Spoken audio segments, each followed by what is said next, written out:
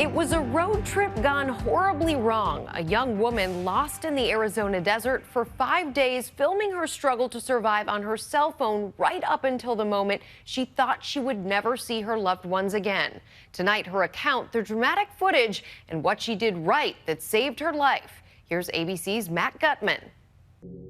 I love my family, Mom, Dad, Kaylee. Recording a goodbye video to loved ones, something no one expects they'll ever have to do. I just want to go home. I don't even want to do this trip anymore. I'm so scared. Especially not 24-year-old Amber VanHecke, who just days before began a road trip that should have been the time of her life. But a series of mishaps instead brought her to the brink of death. 3 weeks ago, the outdoorsy Texas college student set out on a 3,000-mile road trip to the Grand Canyon all alone. It's pretty courageous of you. I don't know if I'd call it courageous. It's more of a stubborn, probably.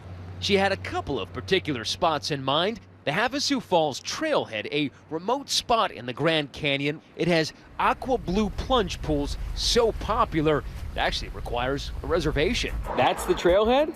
Yep.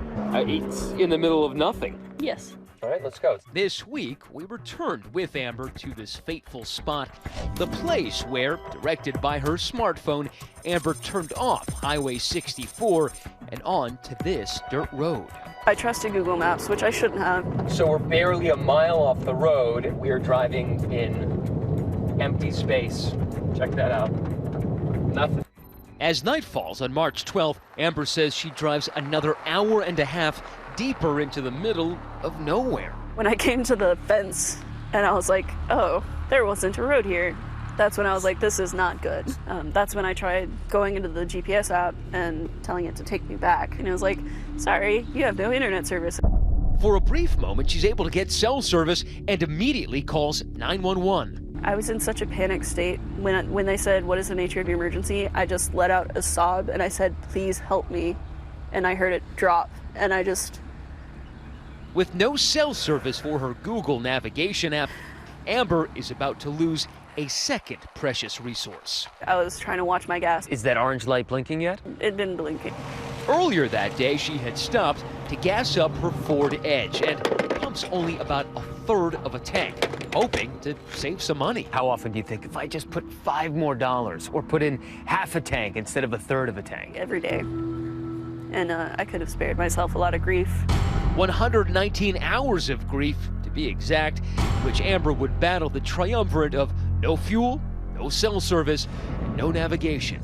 In the darkness, she parks alongside the first man-made structure she sees, hoping a sign of life will appear in the morning. She begins documenting her ordeal. Hopefully it doesn't take too long to be found. She's actually stranded on one of the largest cattle ranches in Arizona, run by Gary Wilson. It has happened to several other people trying to get across this ranch. Google Earth tells you that you can, but this ranch is actually closed. Google did not respond to our requests for comment.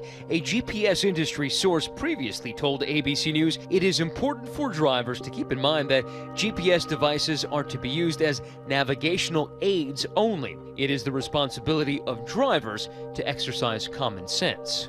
A cowboy usually patrols the area where Amber's parked, but again, Amber was out of luck. He was gone for about 5 days, and that just happened to be the time that she was out here.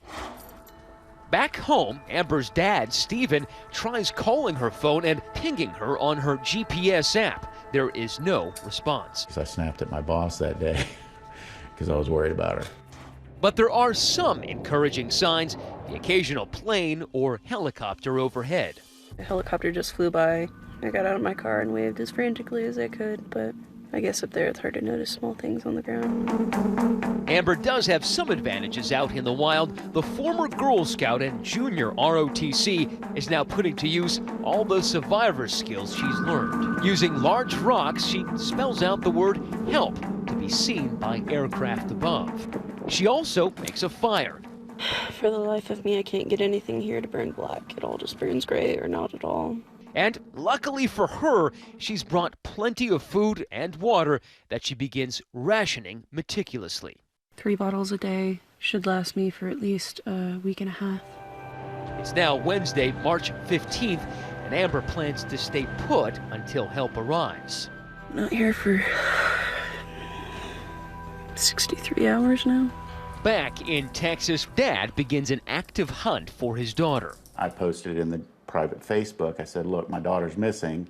I need some people to try to find her, and this is the last place I saw her. The problem? Stephen references Amber's last known location in New Mexico, where her app pinged him back on Saturday. The next day, suddenly, Amber sees a vehicle approaching and she springs into action, barefoot. I had immediately jumped out of my car and tried to run after them, not thinking about my feet, not thinking about anything else, because I was like, if this is where I get out, it doesn't matter. Just tried to chase down a truck, but they didn't see me in their rear view. I'm okay. As day 4 in the hot desert sun comes to a close, Amber hits a low point. Almost exactly 100 hours out here now, and all I can keep thinking is how much I want my daddy. Mom, I don't want to be alone anymore. At what point did you decide that you had to rescue yourself? By about the 4th day, I figured there should have been at least a search out, but I hadn't seen anything, heard anything. The next morning, Amber takes a gigantic risk, embarking on what she says would be an 11-mile desperate hike for a cell signal. It's amazing you can see Flagstaff Mountain so clearly from here. That's actually why I chose to walk that way, because Flagstaff has cell towers on it. After dialing 911 over 70 times, at last, a connection. I started crying and saying, please help me. She tells the operator she's somewhere between Havasu Park and the highway that goes into the Southern Rim Visitor Center. And she's like, in the Grand Canyon? I was like, no, ma'am, I'm in the desert. I've been here for 5 days, and I don't know what she was going to say after that because it was gone. Just like that, the call dropped. I was just heartbroken, I guess, in that moment. She doesn't know it. We had a virtually unreadable 911 call, no location, woman who's panicking. But she provided just enough information to point Arizona's Department of Public Safety in the right direction. Pilot Jonah Nieves and paramedic Edgar Bissonette retrace their route for us. They spot a glare, the top of Amber's vehicle, then Amber's sign for the sky. And I look down and we see must have been like 20, 30-foot letters, word help, written out of rocks on the ground next to the car, and we're like, this has got to be it. They land their chopper, but Amber's not there. But the rescue team doesn't give up hope, because Amber wisely had left this message. Said, I'm not here. I walked east along the road to find cell phone signal. If you're reading this sign, please help me. And Jonah said, let's go. We loaded up and continued down the road from there. And then I heard a chopper again. And that's when I saw the speck getting bigger. And I look and I see someone jumping up and down in the road, waving at us. And I was like, they're coming for me. After 5 arduous days, Amber VanHecke is stranded no more. Next thing you know, I'm 2 feet from her, and first thing comes out of my mouth was, did you call? And all I could answer with was hi, and then sobbing, ugly sobbing, and holding on to him. The crew flies her straight to the hospital in Flagstaff. And I had said, well, you know what? You did everything right besides running out of the gas. And, you know, if I had to get lost, I wouldn't mind getting stranded with you. You know what you're doing. After being treated for exposure and dehydration, an emotional phone call to her dad. I've been worried sick about you. He goes, I thought you were hunting for me. I said I was. In the wrong place. It's been 2 weeks since her rescue. While she's still healing physically and emotionally, Amber says, Hey, Papa. She has no regrets. I did do right things, even if I did make mistakes. And if I can just share those things that I did right with everyone, then, and if that saves even one life, then it's worth it. For Nightline, I'm Matt Gutman, Flagstaff, Arizona.